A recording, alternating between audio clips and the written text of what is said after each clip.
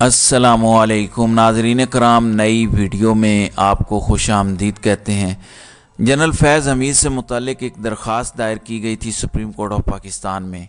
Supreme court of Pakistan ने उसको खारिज तो कर दिया, लेकिन सुप्रीम कोर्ट ऑफ पाकिस्तान अपना माइंड भी डिस्क्लोज़ कर गई जनरल फैज़ हमीद के ख़िलाफ़, और बड़ा सख्त फ़ैसला आया है। मैं उसकी तफसील इस वीडियो में शेयर करूँगा। जबकि दूसरी जानिब पाकिस्तान तहरीक इंसाफ की सियासी सरगर्मियों के हवाले से दोबारा लाहौर हाई कोर्ट में दरख्वास्त पर समाअत हुई, उसकी तफसील भी सामने आ चुकी है। और साथ में आपको बताऊंगा कि तोशाखाना की तफसीलात की अदम फराहमी पर तौहीन अदालत की दरख्वास्त दायर की गई है, क्योंकि अदालती अहकामात के बावजूद तोशाखाना की तफसीलात नहीं सामने लाई गई। इस वजह से तौहीन अदालत की लाहौर हाई कोर्ट में दरख्वास्त दायर की गई है। इस पर भी हम इसी वीडियो में बात करेंगे। नाज़रीन इकराम, सुप्रीम कोर्ट ऑफ पाकिस्तान का एक फ़ैसला सामने आया है ज़ुबानी मुआहदे के हवाले से। ओरल एग्रीमेंट, हमारा इस्लामिक लॉ भी और में भी ओरल एग्रीमेंट की एक हैसियत है। आप जानते हैं कि जो लॉ कॉन्ट्रैक्ट है, उससे पहले चूँकि हम इस्लामिक लॉ के तहत चीज़ों को चलाते थे, फ़िक़ा के ज़रिए हम अपने रोज़मर्रा मसाइल का हल तलाश करते थे। जब मुस्लिम मुमलकतें थी दुनिया में, मसलन सल्तनत उस्मानिया थी या मुख्तलिफ़ सल्तनतें थीं, मसलन निकाह का कॉन्ट्रैक्ट हमेशा ओरल ही होता था। अब उसकी रजिस्ट्रेशन का प्रोसेस है। हमारी शरीयत में ओरल निकाह नाजायज़ नहीं है, गवाहान की मौजूदगी लाजमी है। बाकी वो ओरल हो या रिटन, शरीयत में उसकी कोई ममानियत नहीं है, तो ओरल निकाह काबिल तस्लीम है। इसी तरह से ओरल जो एग्रीमेंट है, नबी पाक सल्लल्लाहु अलैहि वसल्लम का फरमान है कि आप आपस में मुआहदात करो तो लिख लिया करो। अब सुप्रीम कोर्ट का जो फ़ैसला आया, सुप्रीम कोर्ट ऑफ पाकिस्तान ने तो ज़ुबानी मुआहदे पर रिलीफ देने की इस्तदा मुस्तरद की है। काजी फ़ाइज़ ईसा ने रिमार्क्स देते हुए कहा कि ज़ुबानी मुआहदे की कोई कानूनी हैसियत नहीं है। हालांकि हमारे यहाँ जो लॉ ऑफ कॉन्ट्रैक्ट है, अगर आप कॉन्ट्रैक्ट के इंग्रेडिएंट्स पढ़ें जो असेंशियल हैं कि कॉन्ट्रैक्ट के लिए कौन कौन सी चीज़ें ज़रूरी हैं, उसमें कहीं नहीं लिखा हुआ कि कॉन्ट्रैक्ट रिटर्न होना चाहिए।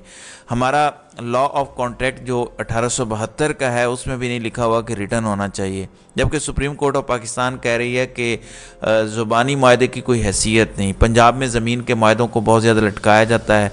ज़ुबानी मुआहदों का दरवाज़ा हमें बंद करना होगा। लोगों ने भी अराज़ी पर मुआहदे करना छोड़ दिए हैं। लोग समझ चुके हैं कि वकला ऐसे केसेस 20 साल तक लटका देते हैं। दरख्वास्त गुजार मुआहदा भी ज़ुबानी करता है और रिलीफ भी अदालत से मांगता है। क्या मुआहदा ज़ुबानी क्या कुरान पाक की आयत की खिलाफ वर्जी नहीं है? कुरान पाक की तालीमात के मुताबिक भी मुआहदा ज़ुबानी नहीं तहरीरी होता है। दरख्वास्त गुजार मुकर्रर मुद्दत में तयशुदा रकम जमा करवाने में नाकाम रहे तो चीफ जस्टिस ऑफ पाकिस्तान के 3 रुकनी बेंच ने यह समाअत की है। 4 एकड़ अराजी ख़रीदने के 152 मिलियन का यह मुआहदा था, लेकिन दरख्वास्त गुजार 2 माह में सिर्फ 12 से 15 मिलियन जो है वो जमा करवा सका 152 मिलियन में से। और वो कहता है कि ज़ुबानी मुआहदा था और ज़ुबानी मुआहदे में मैं ये सारी की सारी ज़मीन ख़रीद चुका हूँ। इसमें कोई शक नहीं कि इस वक्त जो हालात हैं, आपको ज़रूर रिटर्न एग्रीमेंट करना चाहिए। मैं सिर्फ एक क्वेश्चन ऑफ लॉ की बात कर रहा हूँ कि जब काजी फ़ाइज़ ईसा कुरान करीम का हवाला दें कि कुरान पाक की तालीम के मुताबिक मुआहदा सिर्फ तहरीरी है, ज़ुबानी नहीं, तो मेरे ख्याल में ये बात गलत है। ज़ुबानी मुआहदा अगर गवाहान की मौजूदगी में हो तो वो भी उतना ही वैलिड है। हाँ, अब हालात चेंज हो चुके हैं, इन हालात को मद्देनज़र रखते हुए ज़ुबानी मुआहदा करना नहीं चाहिए। दूसरी जानिब जस्टिस मज़ाहिर अली अकबर नकवी के ख़िलाफ़ कार्रवाई की जल्दी है, इसलिए अब जस्टिस मज़ाहिर नकवी के ख़िलाफ़ सुप्रीम जुडिशल कौंसिल ने 20 नवंबर को इजलास तलब कर लिया। मैं आपको बताता चलूँ कि मखदूम अली ख़ान को वकील मुकर्रर किया है जस्टिस मज़ाहिर अली अकबर नकवी ने अपने केस में। ये पहले काजी फ़ाइज़ ईसा को भी अपनी सर्विसेज दे चुके हैं। सुप्रीम जुडिशल कौंसिल ने मज़ाहिर नकवी के ख़िलाफ़ रेफरेंस दायर करने वाले अफराद को भी तलब कर लिया है। सुप्रीम जुडिशल कौंसिल इजलास में जस्टिस मज़ाहिर नकवी को भी जवाब का मौका दिया जाएगा। इजलास में मज़ाहिर नकवी और सरदार तारिक मसूद के खिलाफ शिकायत का जायज़ा लिया जाएगा। इजलास में जस्टिस मज़ाहिर नकवी के एतराज़ात पर भी गौर किया जाएगा। सुप्रीम जुडिशल कौंसिल ने जस्टिस मज़ाहिर नकवी को शोकॉज जारी किया था, जिसका उन्होंने जवाब जमा करवाया और 3 जजेस पर एतराज़ात करते हुए उनको बेंच से अलग होने का मुतालबा किया था कि इन तीनों शख्सियात को अलग होना चाहिए।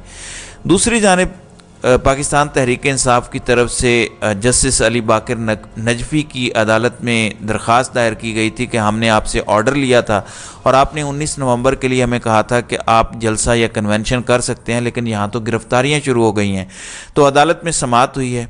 अली बाकर नजफ़ी ने ज़ुबैर कसाना, जो पाकिस्तान तहरीक इंसाफ के वकला विंग के पंजाब में सदर हैं, उनकी दरख्वास्त पर समाअत के दौरान अदालत ने डिप्टी कमिश्नर्स को दरख्वास्तों पर फैसला करने की हिदायत की है। दरख्वास्त गुजार ज़ुबैर कसाना ने अदालत में मौक़िफ़ इख्तियार किया कि हफ्ज़ाबाद, गुजरांवाला, शेखुपुरा, ननकाना साहब और नारोवाल के डिप्टी कमिश्नर को दरख्वास्तें दी, लेकिन किसी डिप्टी कमिश्नर ने दरख्वास्तों पर कोई कार्रवाई नहीं की। दरख्वास्त गुजार ने अदालत से इस्तदा की कि 5 अजला के डिप्टी कमिश्नर्स को दरख्वास्तें मंजूर करने की हिदायत जारी की जाए। जस्टिस अली बाकर नजफ़ी ने कहा कि कानून और आइन के मुताबिक सियासी सरगर्मियाँ करना हर सियासी जमात का हक है।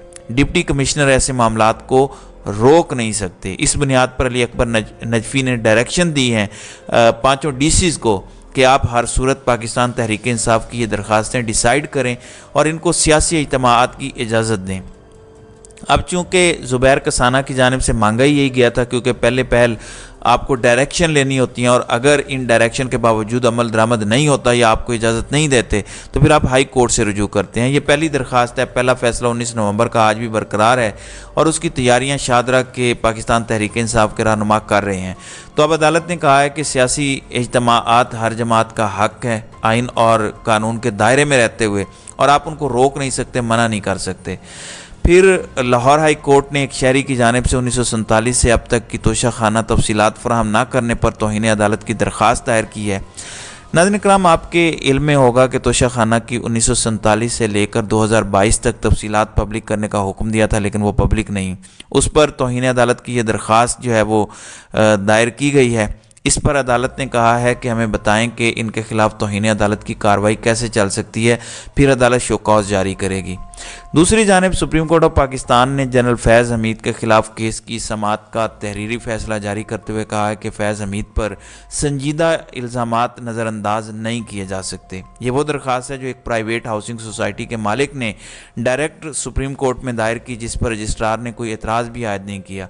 साबिक DG ISI जनरल फैज़ हमीद के खिलाफ मुईज़ अहमद की दरख्वास्त पर 8 नवंबर की समाअत का तहरीरी फैसला जारी करते हुए सुप्रीम कोर्ट ने कहा कि दरख्वास्त गुजार ने ISI के साबिक ओहदेदार फैज़ हमीद पर संगीन इल्ज़ामात आयद किए हैं। दरख्वास्त गुजार के मुताबिक टॉप सिटी पर कब्जे के लिए उनको और अहल खाना को अगवा किया गया। अदालती फैसले में कहा गया कि फैज़ हमीद पर दरख्वास्त गुजार के ऑफिस और घर पर छापे का इल्ज़ाम है। जनरल फैज़ पर दरख्वास्त गुजार के घर का सामान और सोसाइटी का रिकॉर्ड चोरी करने का भी इल्ज़ाम है।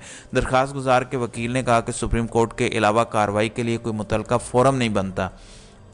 सुप्रीम कोर्ट ने कहा कि एडिशनल अटॉर्नी जनरल के मुताबिक दरख्वास्त गुजार वजारत दिफा से रुजू कर सकते हैं। सुप्रीम कोर्ट ने आर्टिकल 184(3) के मेयार पर पूरा ना उतरने पर फैज़ हमीद के खिलाफ दरख्वास्त निपटा दी। अदालत ने करार दिया कि दरख्वास्त गुजार के पास वजारत दिफा समेत दीगर मुतलका फोरम्स मौजूद हैं। सुप्रीम कोर्ट मेरिट्स को छेड़े बगैर ये दरख्वास्त निपटाती है। हुक्मनामे में कहा गया कि दरख्वास्त गुजार अब एक जानिब ये निपटाया जा रहा है और फिर ये भी कहना कि इनके खिलाफ इल्ज़ामात तो बड़े सख्त हैं।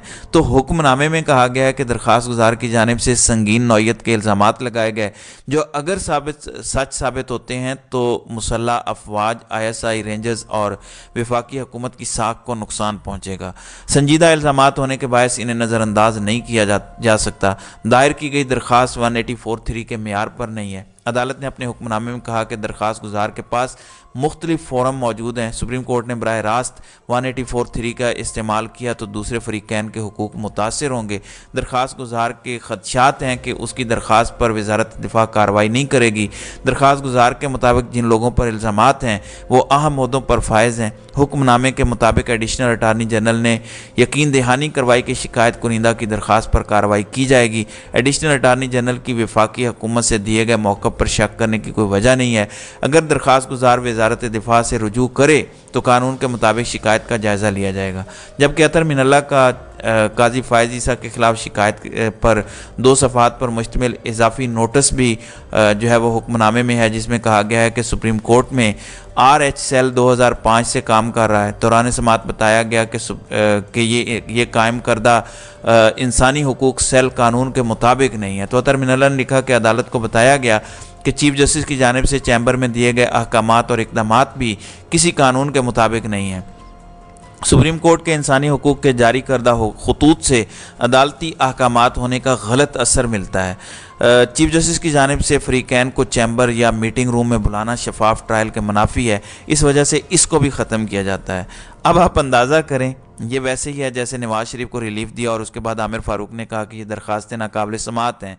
तो ये दरख्वास्तें भी नाकाबिल समाअत हैं, लेकिन फैज़ हमीद के ख़िलाफ़ लिख भी सारा कुछ दिया और वफाकी हुकूमत की यकीन दहानी भी लिख दी कि एडिशनल अटारनी जनरल ने कहा है कि वफाकी हुकूमत हर सूरत कार्रवाई करेगी अगर हमसे रुजू करें। क्यों?